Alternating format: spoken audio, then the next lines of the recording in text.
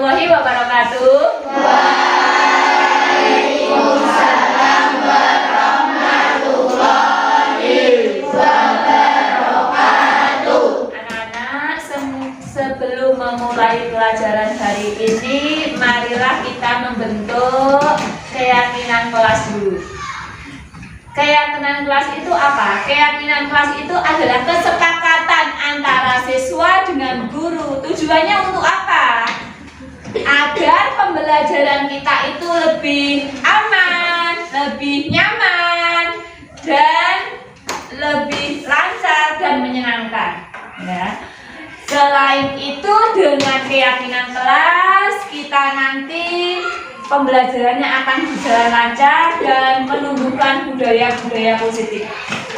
Dalam kesempatan ini nanti Ibu kasih kertas warna ini, Ibu bagi satu-satu, nanti kalian menuliskan keinginan apa agar kelas ini menjadi lebih maju, pembelajarannya bisa lebih lancar. Jadi kalian tulis keinginan apa biar kelas ini enak, nyaman, ya? Nah, kalian tuliskan dulu di sini ya. Nah, ditulis keyakinan kelas. Ini nilai-nilai yang baik, Kak. Nilai-nilai yang baik agar kalian semua nyaman di kelas ini. Ada? Nah, nih. Oh, kalian tulis. Sekarang kalian tulis dulu di sini dalam kertas ini.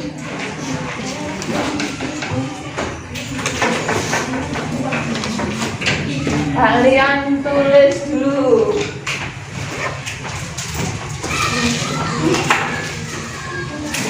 Satunya warnanya beda ya. Tulis. Nanti setelah kalian tulis, kalian tempel di depan.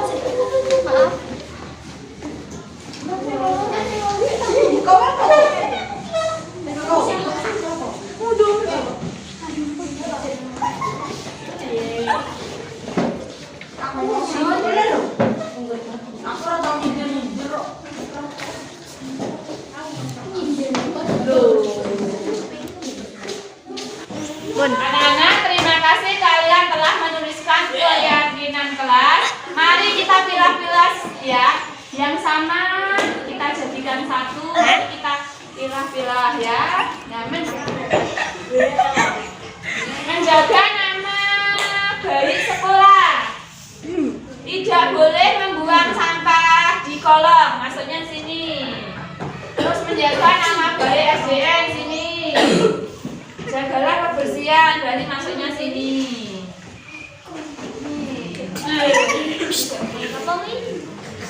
Tidak boleh makan saat pelajaran. Menjaga lingkungan sekolah, maksudnya sini. Terus saya ingin kelas 6 menjadi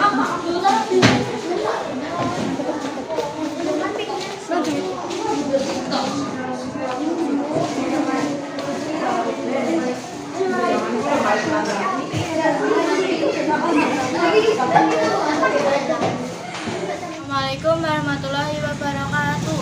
Perkenalkan, nama saya Fifana Nadia Nadrin. Saya kelas 6.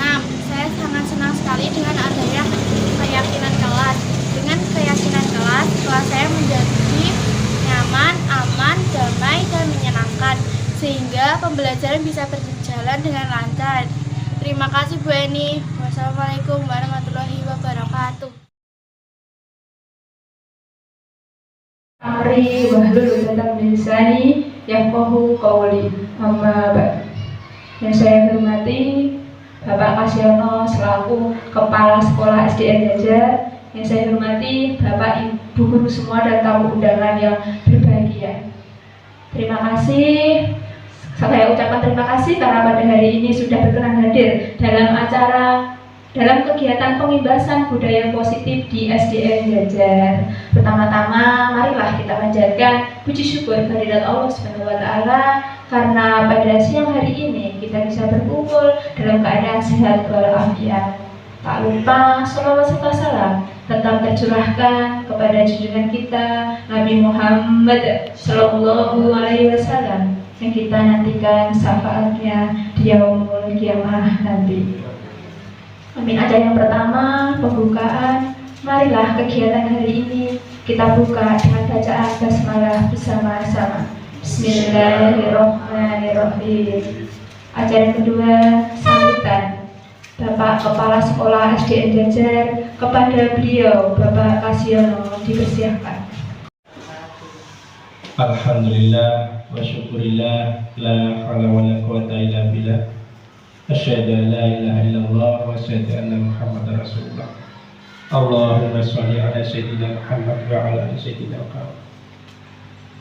Bapak, Ibu, guru yang saya hormati, marilah kita memanjatkan puji syukur alhamdulillahirrabbilalamin pada siang hari ini oleh Allah SWT masih diberi limpahan nikmat, yaitu nikmat iman, Islam, dan yang gak salah pentingnya adalah nikmat sehat. Semoga apa yang kita terima dari Allah SWT menjadikan barokah untuk kita semua. Amin, amin, ya rabbal alamin. Salawat dan salam semoga terlimpah kepada junjungan kita Nabi Muhammad SAW yang telah mengantarkan kita, yang telah menunjuki kita jalan yang benar, dan insya Allah kita berjalan di jalan yang sudah ditunjukkan oleh Nabi kita Muhammad SAW, dan insya Allah di yaumul qiyamah kita mendapatkan syafaat dari beliau. Amin, amin, ya rabbal alamin. Bapak, Ibu guru yang saya hormati, pada siang hari ini ada yang namanya program pengimbasan budaya positif.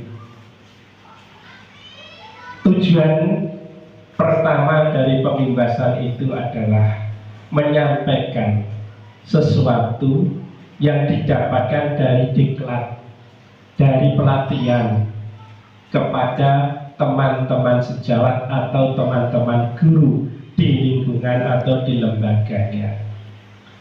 Dan alhamdulillah WNI mendapatkan atau masuk di dalam guru penggerak. Nah, di dalam guru penggerak itu ada namanya diklat. Baik itu ya sebagian besar adalah secara online. Ya, dari situ kesempatannya untuk mengimbaskan, kalau dalam arti bahasa yang ringkas adalah menularkan. Ya, menularkan atau menyampaikan sesuatu yang didapatkan di dalam diklat itu kepada Bapak Ibu guru. Harapannya adalah apa yang disampaikan, apa yang ditularkan oleh Bu Eni itu akan menjadikan sesuatu pembelajaran yang baru untuk Bapak Ibu guru yang belum masuk dalam guru penggerak. Apalagi di situ ada kata budaya positif. Ya, budaya itu adalah suatu kebiasaan positif, sesuatu yang baik. Dalam arti ini adalah pengimbasan kebiasaan yang positif, artinya dalam pembelajaran juga boleh, pembiasaan dalam keseharian anak juga silakan. Karena budaya itu muncul dari kebiasaan muncul dari pembiasaan. Kalau pembiasaan menjadi suatu karakter, dan dari karakter itulah akan menjadi suatu budaya. Maka dari itu, tujuan utama diadakan pembebasan ini adalah agar Bapak Ibu guru di SDN Jajar itu dapat mempelajari atau ya belajar bersama dengan Bu Eni untuk mendapatkan ilmu-ilmu yang diperoleh di dalam guru penggerak. Dan harapan kami selaku kepala sekolah di SDN Jajar, apa yang disampaikan nanti marilah kita pahami dan insya Allah nanti kita bisa laksanakan. Otomatis kita berkolaborasi dengan sesama teman. Syukur-syukur adalah kepada Bu Eni selaku calon guru penggerak dari SDN Jajar. Mudah-mudahan pelaksanaan pengibasan budaya positif pada hari ini berjalan dengan baik, lancar, dan sukses. Demikian, kurang lebihnya mohon maaf. Billahi taufiq wal hidayah. Wassalamualaikum warahmatullahi wabarakatuh. Assalamualaikum warahmatullahi wabarakatuh. Waalaikumsalam. Terima kasih kepada Bapak Ibu guru semuanya karena telah bersedia hadir untuk undangan saya. Di sini saya tidak akan menggurui Bapak Ibu guru semua, Di sini saya hanya ingin menyebarkan sedikit atau mengimbaskan tentang budaya positif. Nah, pada budaya positif ini, sebelumnya kita sedikit menguak tentang filosofis Ki Hajar Dewantara. Menurut Ki Hajar Dewantara, kita itu memiliki tugas yaitu untuk menuntun murid kita, yaitu agar murid kita itu mendapatkan keselamatan dan kebahagiaan yang setinggi-tingginya sebagai manusia. Yang kedua adalah kita harus menuntun anak sesuai yakni kodrat alam dan kodrat zaman. Yang selanjutnya adalah kita itu harus berpihak pada anak, menuruti anak tapi sesuai dengan kebutuhannya. Yang selanjutnya adalah kita itu diibaratkan adalah sebagai petani. Tugas kita adalah memperbaiki kondisi tanah, tapi tugas kita di sekolah itu adalah memperbaiki perilaku siswa yang kurang baik, kita benahi. Selanjutnya yang terakhir adalah bahwa murid itu bukan tabula rasa, yakni murid itu bukanlah kertas yang kosong. Murid itu adalah kertas yang sudah ada coretan-coretannya.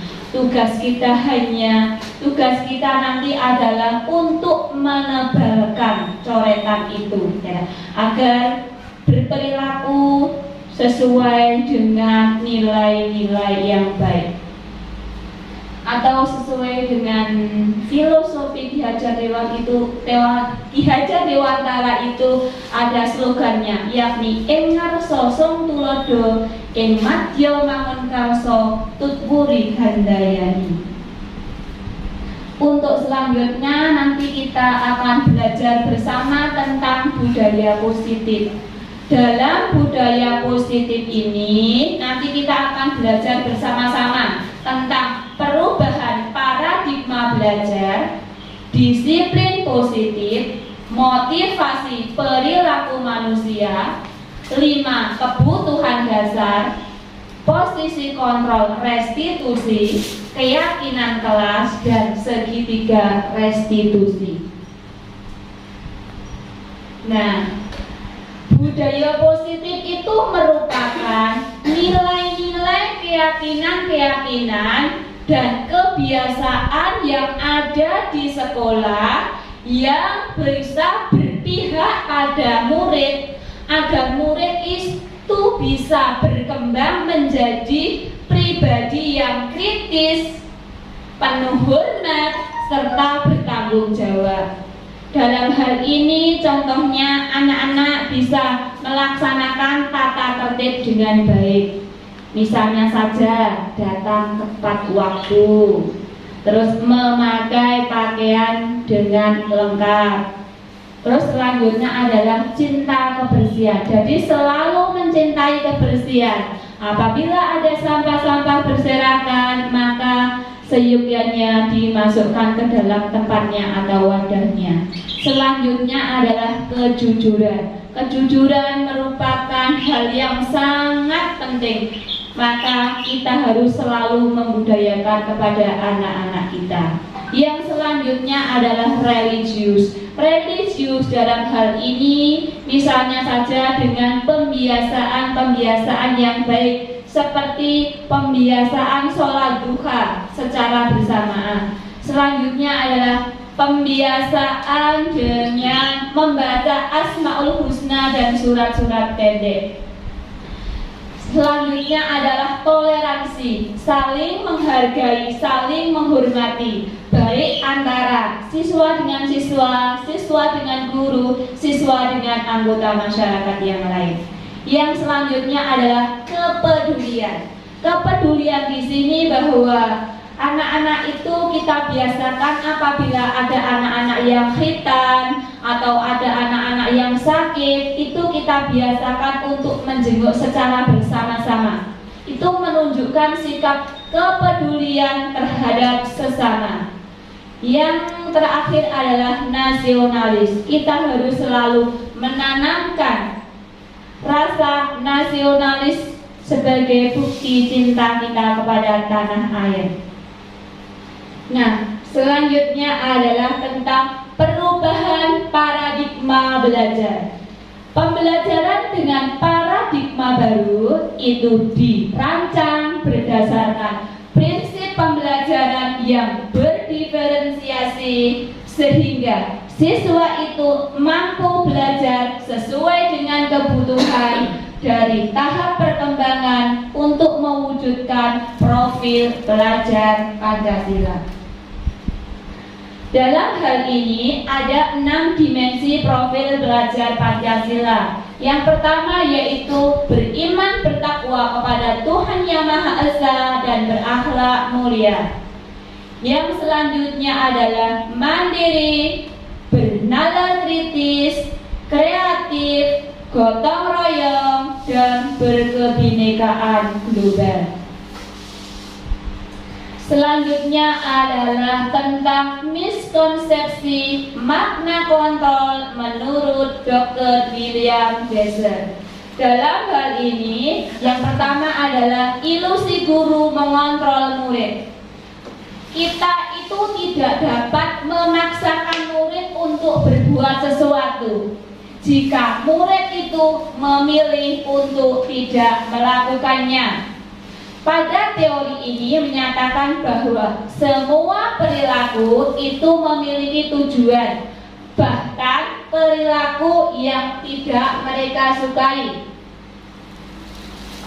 Yang selanjutnya adalah ilusi bahwa semua penguatan positif, efektif, dan bermanfaat.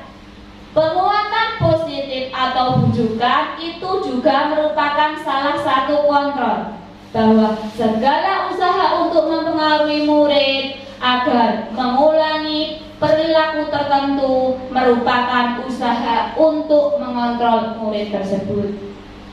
Yang selanjutnya bahwa ilusi bahwa kritik dan membuat orang merasa bersalah dapat menguatkan karakter.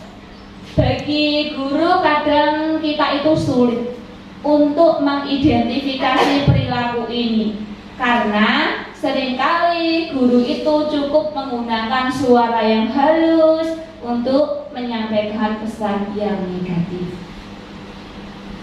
Selanjutnya adalah ilusi orang dewasa memiliki hak untuk memaksa. Banyak orang dewasa yang percaya mereka itu memiliki tanggung jawab untuk membuat murid-murid itu berbuat hal tertentu. Pada saat itu pula menyadari bahwa perilaku itu tidak efektif dalam jangka waktu panjang. Nah, sekarang kita akan belajar lagi tentang disiplin positif. Disiplin positif ini berasal dari bahasa Latin menurut Dian Gorsen, yang bahasa Latinnya adalah disiplina, yang artinya adalah belajar. Disiplin yang dimaksud di sini adalah disiplin yang memiliki motivasi internal. Disiplin itu bisa membuat seseorang menggali potensi-potensi untuk menuju tujuan mulia, yaitu sesuatu yang dihargai dan bermakna.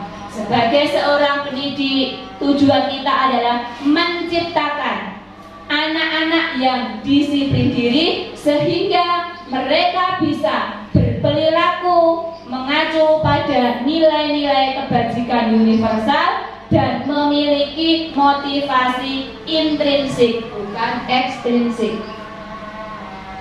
Selanjutnya adalah teori motivasi, hukuman, konsekuensi, penghargaan, dan restitusi.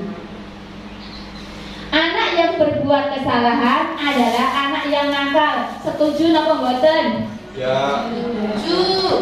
Ada yang setuju, ada yang tidak. Guru dapat mendisiplinkan anak. Hukuman dapat mendisiplinkan anak.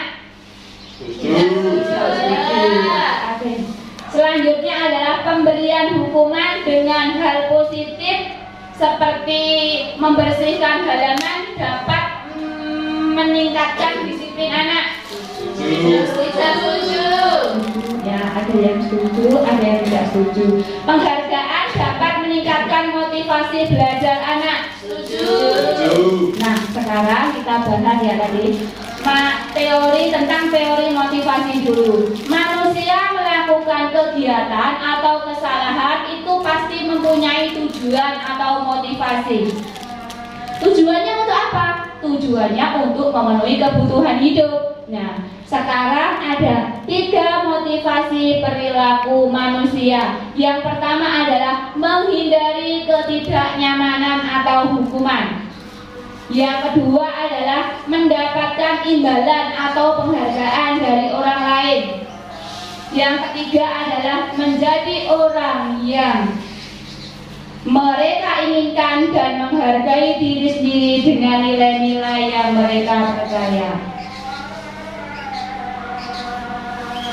Yang selanjutnya kita akan belajar tentang 5 kebutuhan dasar manusia. 5 kebutuhan dasar manusia. Yang pertama adalah kebutuhan bertahan hidup atau survival. Yang kedua adalah kasih sayang dan rasa diterima atau love belonging. Yang ketiga adalah kekuasaan atau power. Yang keempat kebebasan atau freedom. Yang kelima adalah kesenangan atau fun. Nah, sekarang kita bahas satu persatu. Yang pertama adalah kebutuhan bertahan hidup. Pada kebutuhan bertahan hidup atau survival ini merupakan kebutuhan yang sifatnya fisiologis, yaitu misalnya saja ada sandang, pangan, papan, dan kesehatan. Itu merupakan kebutuhan untuk bertahan hidup. Yang selanjutnya adalah kasih sayang dan rasa diterima.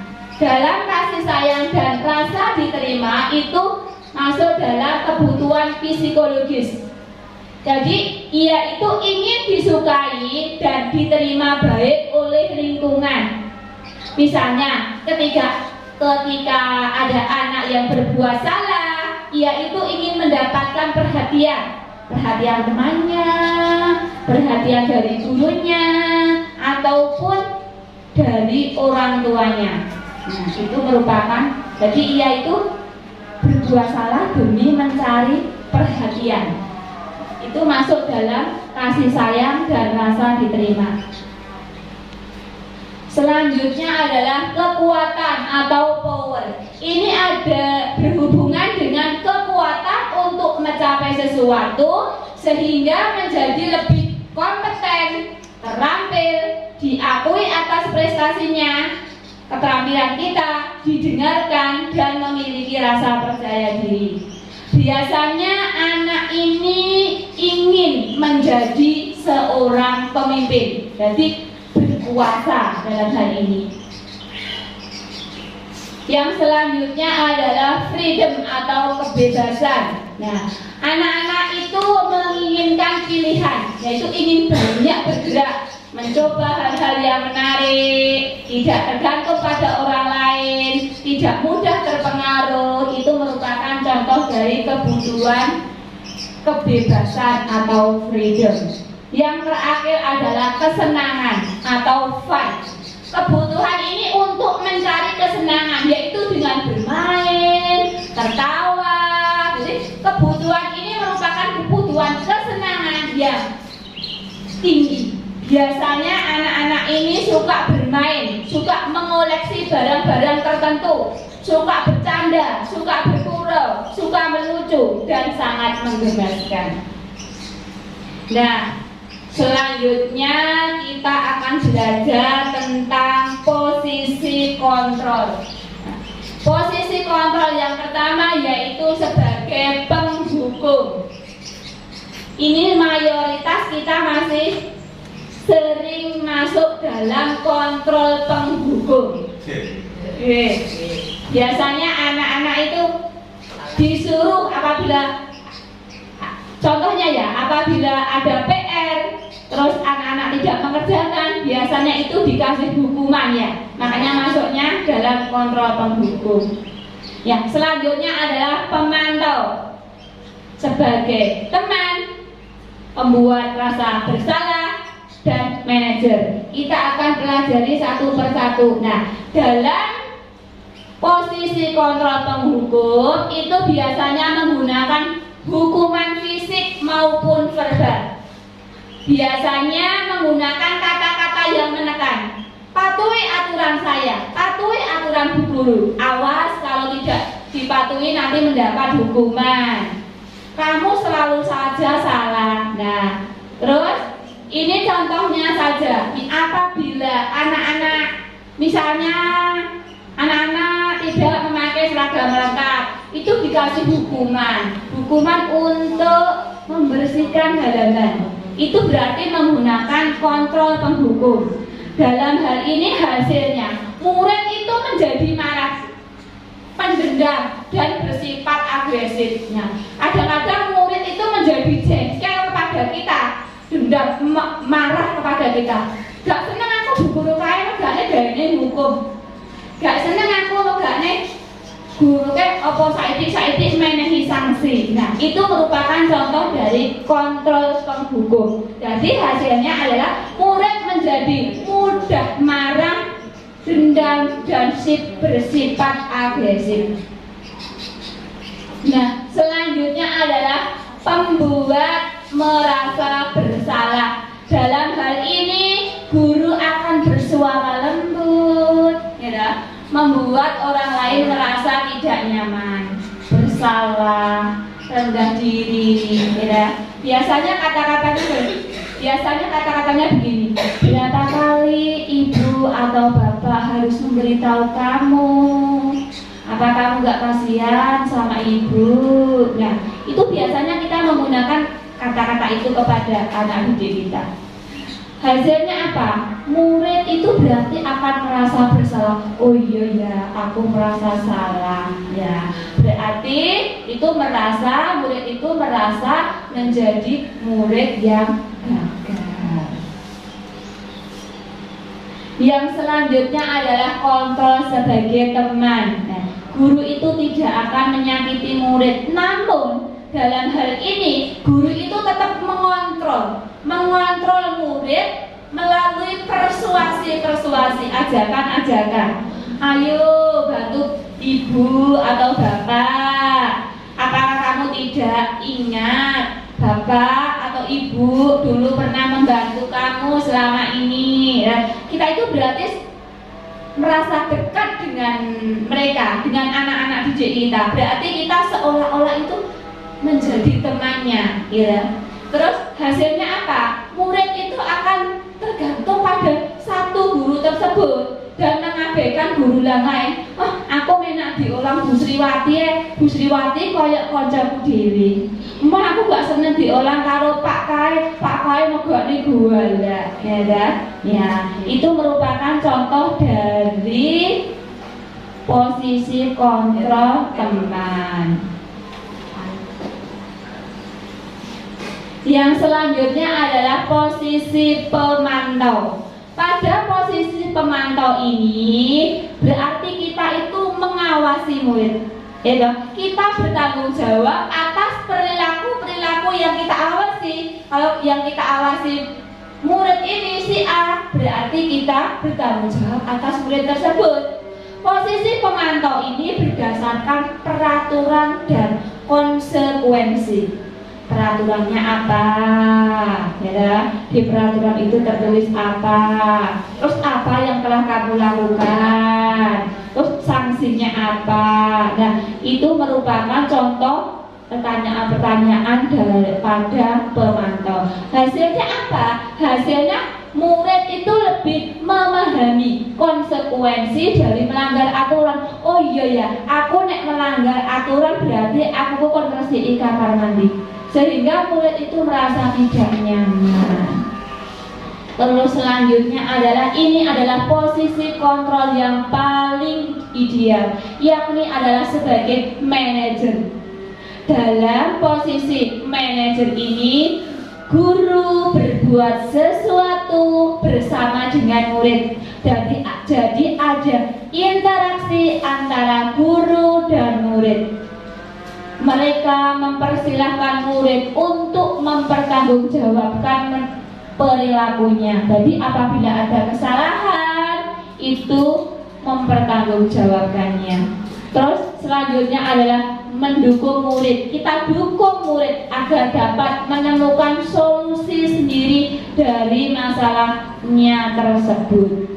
Nah, jadi misalnya saja ada anak yang tidak mengerjakan PR, kita sharing dengan siswa tersebut, ditanya kenapa, cari solusinya secara bersama-sama. Nah, hasilnya apa dari kontrol manajer ini? Dari kontrol manajer ini, murid itu lebih bertanggung jawab untuk menemukan sendiri solusi dari perilakunya, dari sikap-sikapnya, yaitu dengan atau melalui keyakinan atau nilai-nilai kebajikan. Selanjutnya kita akan belajar tentang keyakinan kelas. Mengapa keyakinan kelas bukan peraturan kelas? Peraturan kelas itu dalam menyusunnya hanya dari satu pihak saja, misalnya guru. Jadi murid itu tidak dilibatkan, sehingga apa hasilnya? Muridnya tidak paham. Murid mematuhi peraturan itu dengan terpaksa karena takut. Oh iya, aku kok nek gak mengikuti peraturan mesti dihukum. Wes no, aku tak mengikuti peraturannya, takut kok nek gak dihukum. Nah, selanjutnya adalah keyakinan kelas. Keyakinan kelas itu merupakan kesepakatan antara guru dengan siswa atau anak dengan orang tua, misalnya saja. Keyakinan kelas itu dibuat berdasarkan sesuai dengan kebutuhan mereka apa. Nah, terus selanjutnya adalah pembentukan keyakinan kelas. Nah, keyakinan kelas itu bersifat abstrak atau nyata, rinci, konkret, ya kan? Terus pernyataannya universal dan dalam bentuk yang positif. Nah, berarti tidak menggunakan kata-kata jangan berlarian di sini, tidak boleh. Jangan membuang sampah di sini, berarti buanglah sampah pada tempatnya. Berarti menggunakan kata-kata yang positif. Selanjutnya adalah hendaknya tidak terlalu banyak sehingga mudah dipahami. Kata-katanya itu tidak perlu panjang-panjang ya. Misalnya saja datang tepat waktu, jujur. Nah, terus buang sampah pada tempatnya.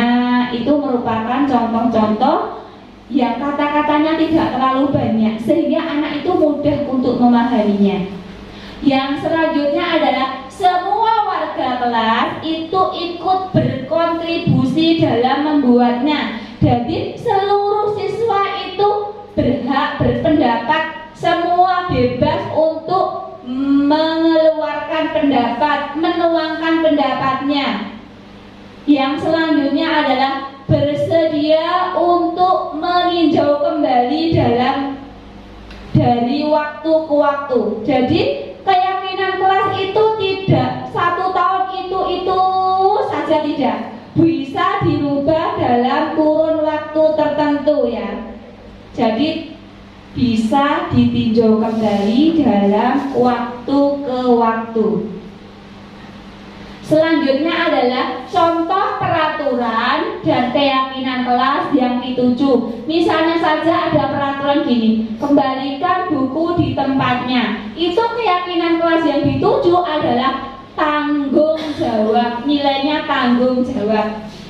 Terus yang selanjutnya, dilarang terlambat masuk sekolah. Itu berarti keyakinan kelas yang dituju adalah tepat waktu atau komitmen. Yang selanjutnya adalah dilarang melakukan kekerasan. Berarti dalam hal ini keyakinan kelas yang dituju adalah menghormati orang lain. Gunakan masker.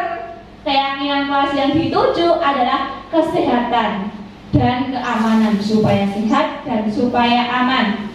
Selanjutnya adalah jangan berlarian di kelas. Itu keyakinan kelas yang dituju adalah keselamatan dan keamanan. Nah, ini merupakan contoh dari penyusunan keyakinan kelas. Kita itu yang pertama kali adalah memfasilitasi siswa untuk berpendapat. Jadi siswa itu bebas untuk berpendapat. Nah, siswa itu saya suruh menuliskan di kertas kecil keyakinan apa yang mereka inginkan untuk keamanan dan kenyamanan di kelas. Selanjutnya, anak-anak itu saya ajak untuk menempel keyakinan yang telah mereka tulis. Selanjutnya, kita pilah-pilah dulu keyakinan yang sekiranya itu sesuai dengan nilai-nilai kebajikan. Menyatukan keyakinan itu dalam satu wadah, yaitu keyakinan kelas.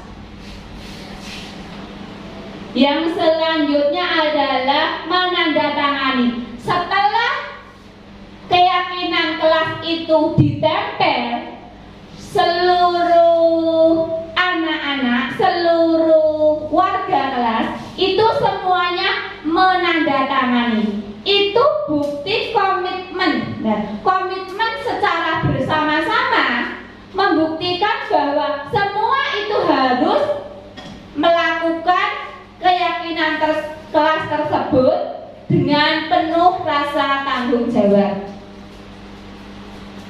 Nah, ini keyakinan kelas yang ada pada kelas saya. Yang pertama adalah menjaga kebersihan kelas, membuang sampah pada tempatnya, saling menyayangi antar teman, merawat barang di kelas, datang ke sekolah tepat waktu, mengikuti pelajaran dengan tanggung jawab. Terakhir adalah semua berhak berpendapat. Nah, sekarang kita akan lanjutkan poin yang ini, restitusi. Menurut saya ini juga sangat penting.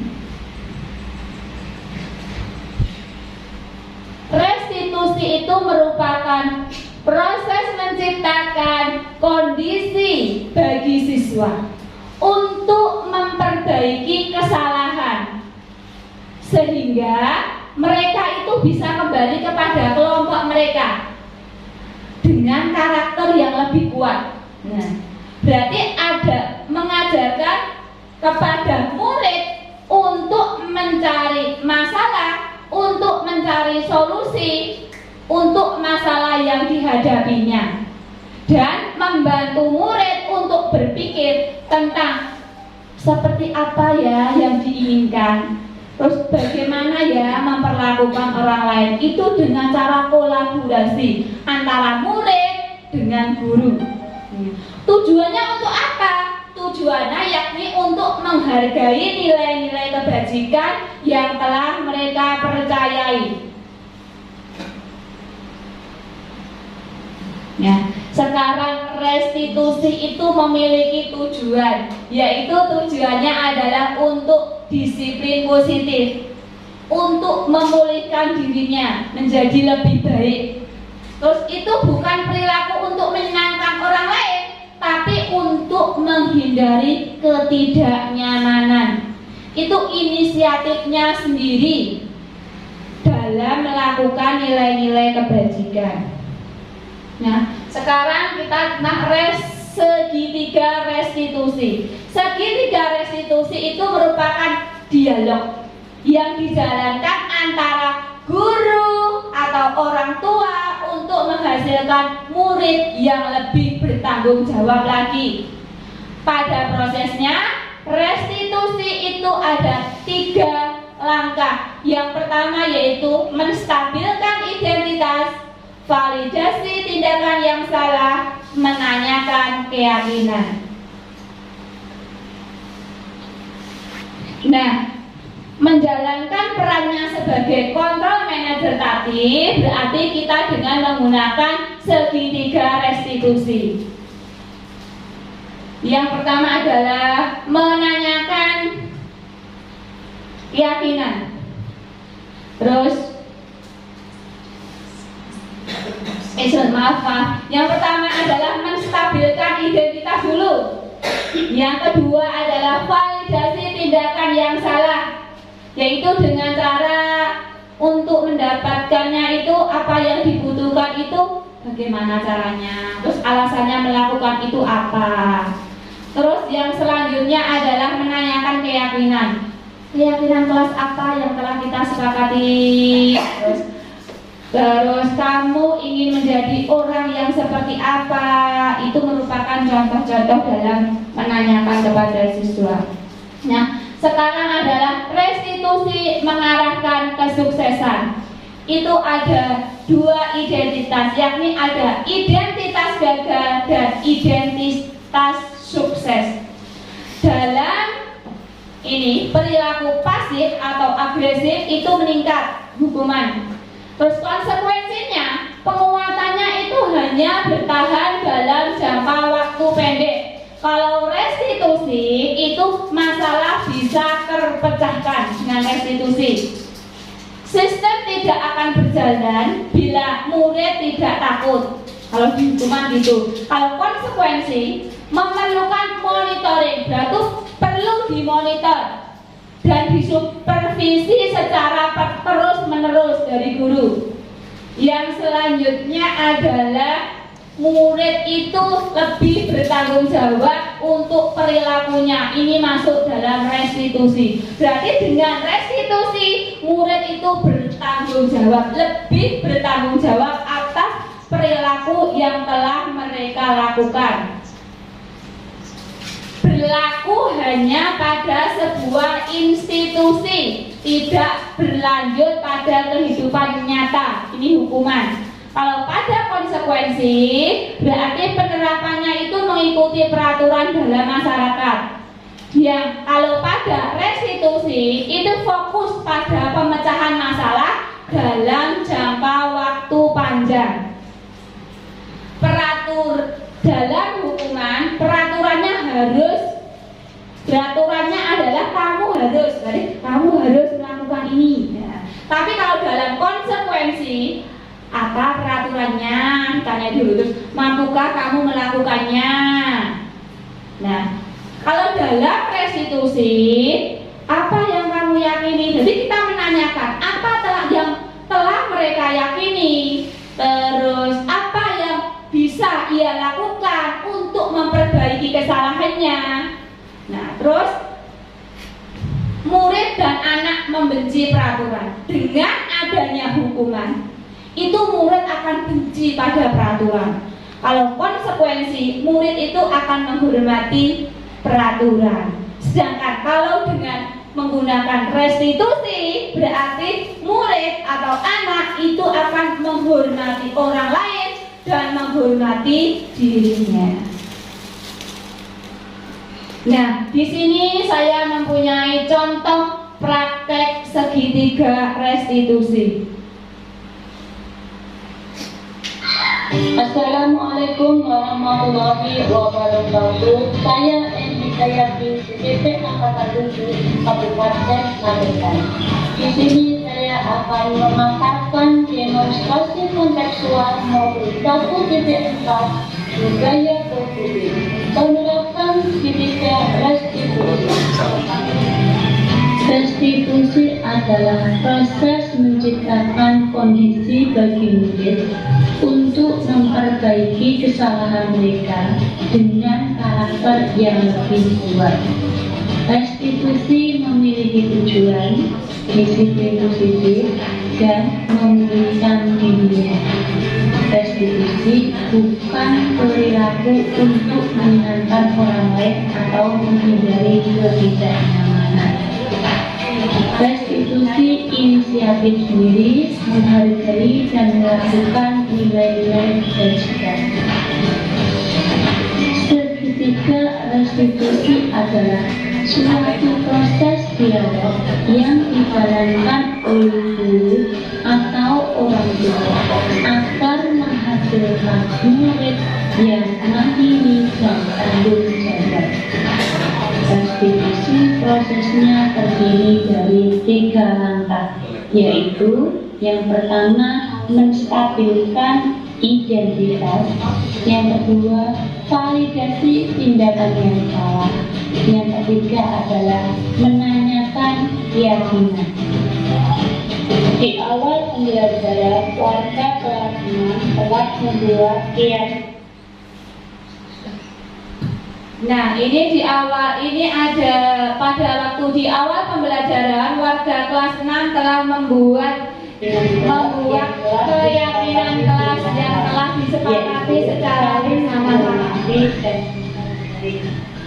Nah, yaitu saling menghormati dan menghargai, tepat waktu, jujur, sopan santun, dan komitmen. Yang pertama ini adalah kasus anak yang melanggar peraturan, yaitu sering datang terlambat. Yang kedua adalah menyontek pada saat ulangan umum. Oleh karena itu perlu dilakukan tindakan penyelesaian masalah dengan menggunakan segitiga restitusi.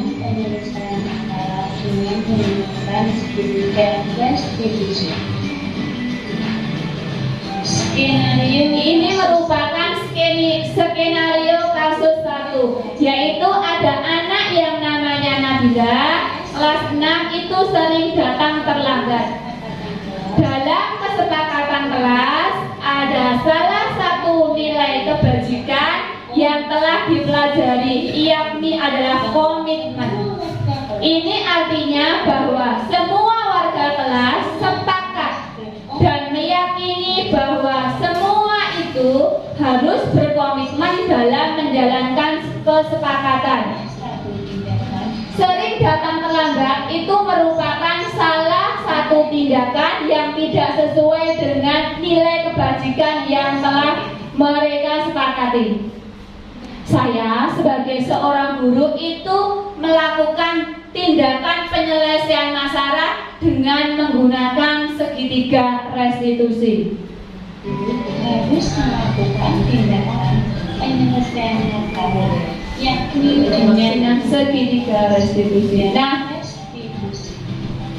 Nah, ini merupakan anak Nabila tadi datang terlambat, kemudian mengetok pintu masuk ke dalam kelas. Nah, ini videonya.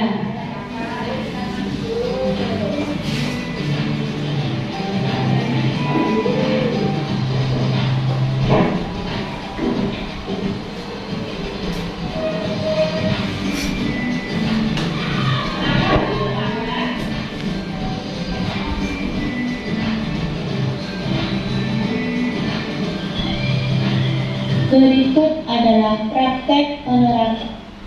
Nah, berikut akan saya tampilkan praktek penerapan segitiga restitusi untuk Nabila yang datang terlambat tadi. Institusi kasus 1, siswa sering datang terlambat. Ya. Kembali lagi Bu. Kembali lagi yang tadi kasus pertama, Oh ya. biar paham kasusnya. Ya, sebentar.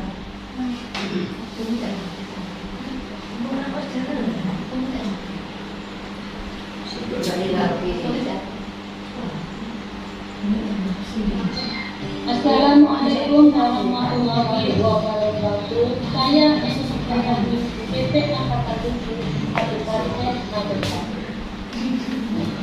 Di sini saya akan memaparkan demonstrasi mahasiswa nomor 1.4 proyek penerapan segitiga restitusi.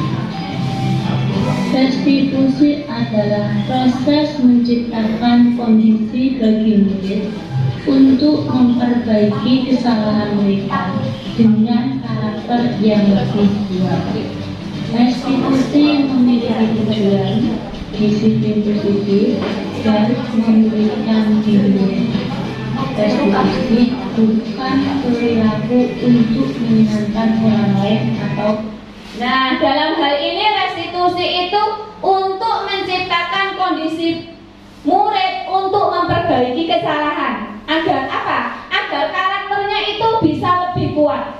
Dengan restitusi itu tidak hanya menyenangkan orang lain atau tidak menghindari ketidaknyamanan, tapi nah ini untuk menghargai dan melakukan nilai-nilai kebajikan. Menghargai dan melakukan nilai-nilai kebajikan.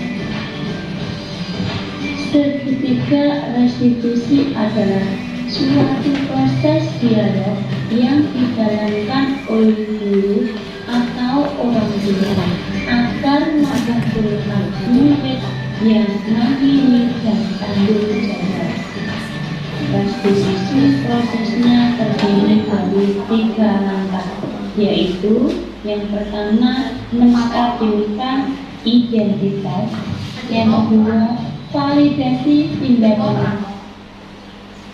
Nah, segitiga restitusi tadi adalah suatu proses yang dijalankan antara guru atau orang tua agar menghasilkan murid yang mandiri dan bertanggung jawab. Nah, dalam restitusi ini yang pertama adalah menstabilkan identitas dulu. Kemudian validasi tidak bersalah, menanyakan keyakinan. Yang salah. Yang ketiga adalah menanyakan keyakinan. Di awal pembelajaran. Nah, ini tadi awal pembelajaran berarti warga kelas 6 itu membuat keyakinan kelas yang telah disepakati bersama-sama, yaitu saling menghormati, saling menghargai, tepat waktu, jujur, sopan santun, dan komitmen. Pada kesempatan ini saya akan membahas Ini nanti saya akan menampilkan kasus yang pertama adalah kasus siswa sering datang terlambat. Yang kedua adalah menyontek pada saat ulangan. Oleh karena itu, karena adanya tindakan pelanggaran itu, maka saya menyelesaikannya dengan segitiga restitusi. skenario kasus 1. Ada salah satu murid kelas 6 yang Skenarionya bahwa itu ada seorang siswa yang bernama Nabila itu sering kali datang terlambat, tidak hanya 1 atau 52 kali, hampir tiap hari. Padahal dalam kesepakatan kelas itu ada salah satu nilai kebajikan yang telah dipelajari, yakni adalah komitmen. Ini artinya bahwa semua warga kelas sepakat dan meyakini bahwa semua harus berkomitmen dalam menjalankan kesepakatan. Saya sebagai guru Sering kali datang terlambat itu merupakan tindakan yang tidak sesuai dengan nilai-nilai yang telah disepakati dalam kelas sebelumnya. Saya sebagai seorang guru itu melakukan tindakan penyelesaian. Berarti anak yang tadi Nabila sering datang terlambat tadi saya restitusi. Nah, tahap-tahapnya ini. Nah, ini merupakan penyelesaian masalah yakni dengan menggunakan sertifikat restitusi. Nah, ini merupakan contoh video. Saya buat video siswa tadi, Nabila yang datang terlambat. Masuk ketok pintu dulu, kemudian bersalaman. Saya tidak langsung memarahinya ya. Berarti saya suruh duduk dulu.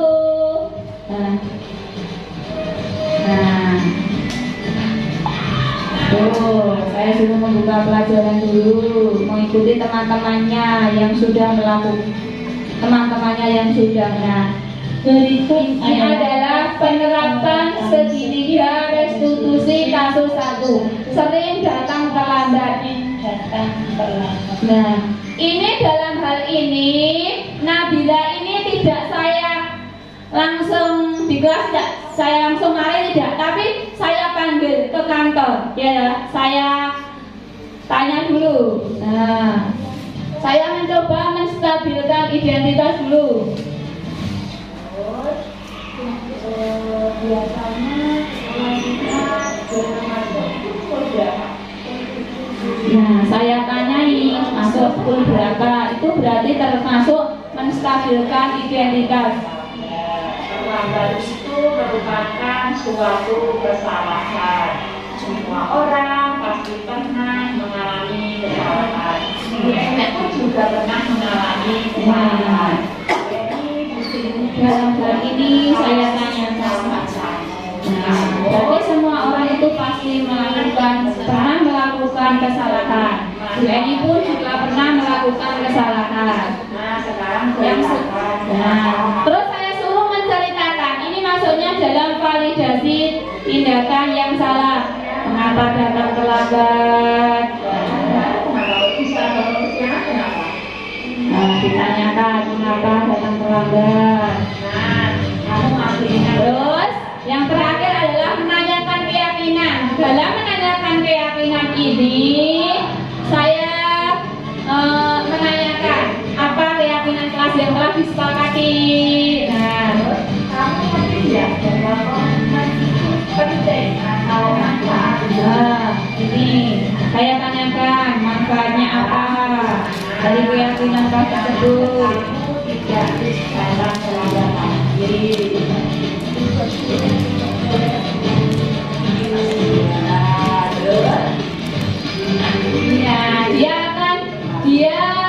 Saya tanyakan diskusi dengan saya tanyakan solusinya apa, solusinya apa, kemudian dia tidak akan berjanji mengulangi perbuatannya tersebut ya, dia juga minta maaf pada ibu guru. Nah, saya tanyakan terus kapan akan memulainya. Berarti dia katanya mau memulainya mulai hari ini.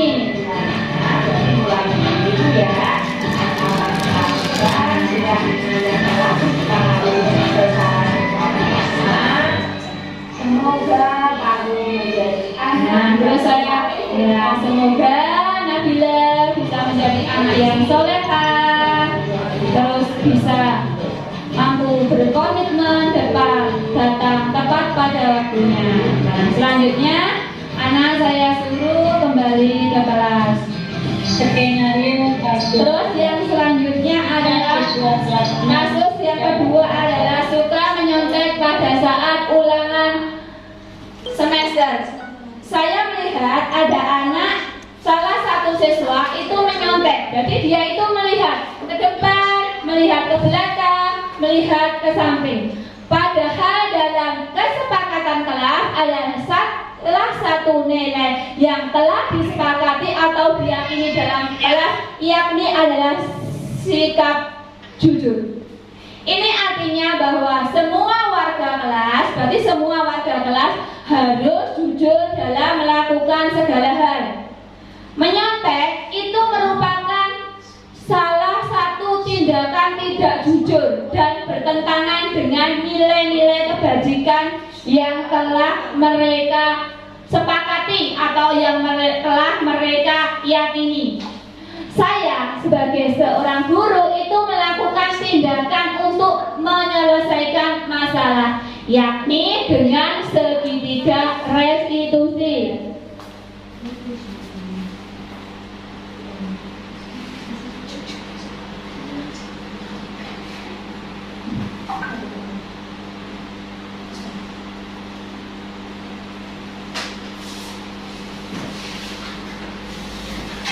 Nah ini merupakan contoh video menyontek pada saat ulangan. Nah, siswanya melihat ke depan, ke samping. Nah,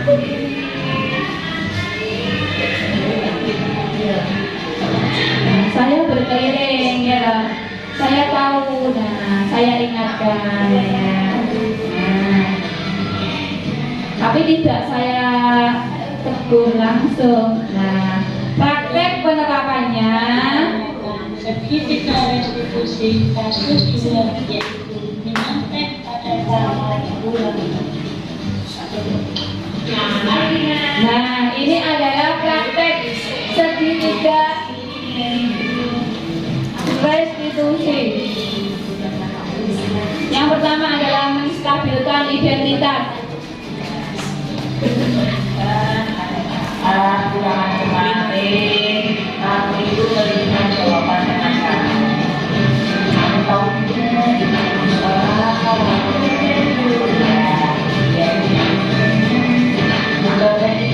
dari Nah, dalam menstabilkan identitas ini saya tanyakan dulu bahwa menyontek itu perbuatan baik apa tidak? Nah, setiap orang itu pasti pernah melakukan. berarti semua orang itu pasti pernah melakukannya. Dan itu juga pernah melakukannya. Akan tetapi dari tidak mencari, Ibu tidak mencari kesalahan. ini membantu. Membantu ini, jadi akan membantu untuk menyelesaikan masalah yang dihadapi. Dalam validasi tindakan yang bersalah ini, saya menanyakan mengapa menyontek? Karena tidak belajar katanya.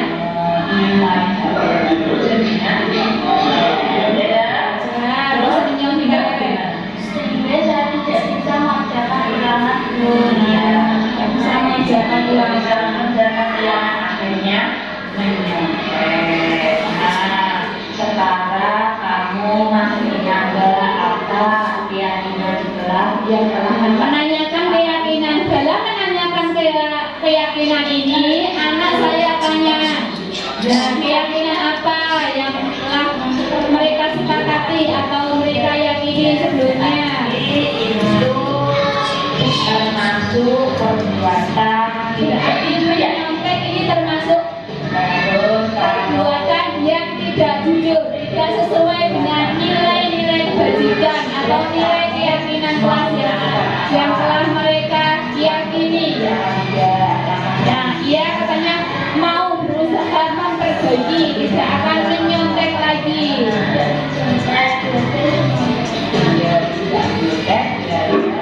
Akan belajar, berusaha belajar lagi.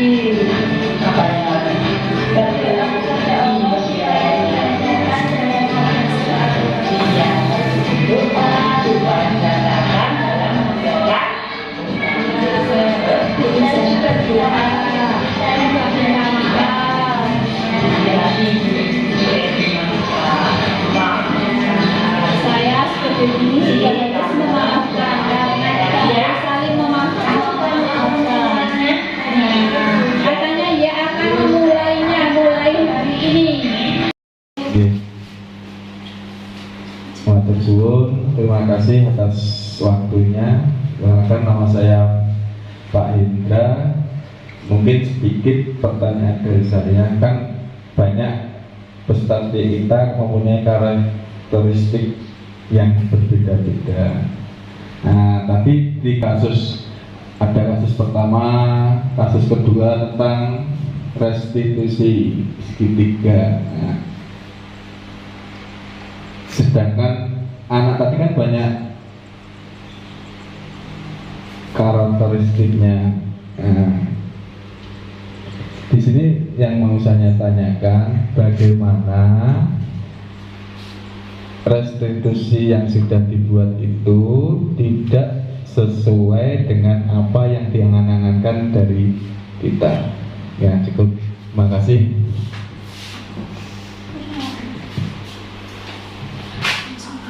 Terima kasih Bapak Mahendra. Oke, monggo Bu Yani langsung saja untuk dijawab.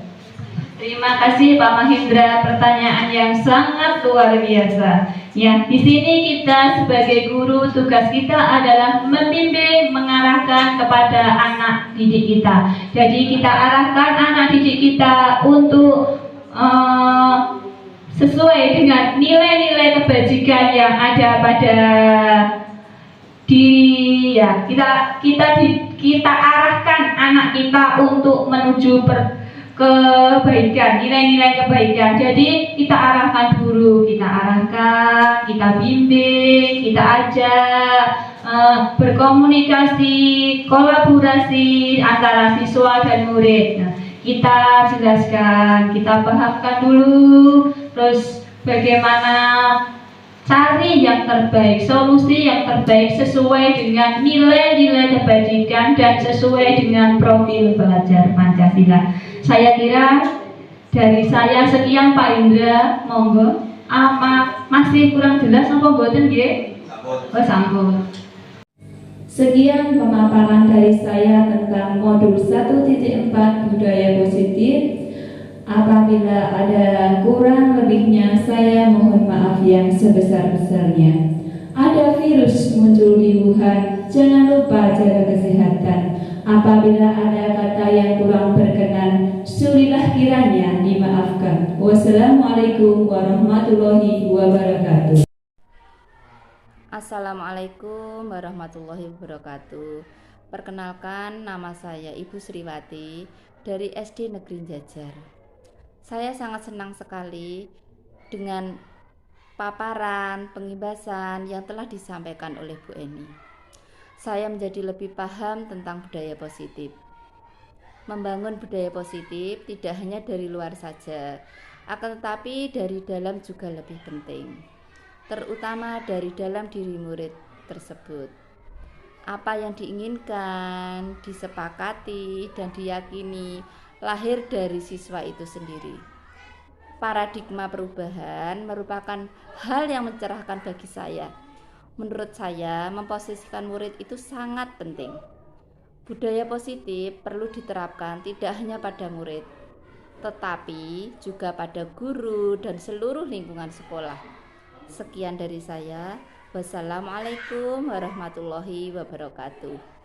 Dengan keyakinan kelas yang telah saya buat bersama murid-murid kelas 6 SDN Jajar, murid-murid menjadi antusias dalam membuat keyakinan kelas. Murid-murid menjadi senang, pembelajaran menjadi aman, nyaman, lancar, dan menyenangkan. Perasaan saya setelah melakukan aksi nyata ini adalah saya menjadi lebih bersemangat dalam melakukan perubahan ke arah yang lebih baik, terutama dalam menerapkan konsep-konsep inti dalam budaya positif di SDN Jajar. Rencana perbaikan yang akan saya lakukan yaitu selalu melakukan evaluasi secara berkala, terus meningkatkan koordinasi dan kolaborasi dengan semua pihak di lingkungan sekolah. Selanjutnya adalah terus meminimalisir kekurangan-kekurangan yang ada, terus meningkatkan ilmu pengetahuan yang berkaitan dengan budaya positif. Yang terakhir adalah selalu menganalisis kebermanfaatan hasil pengimbasan terhadap murid dan lingkungan belajar.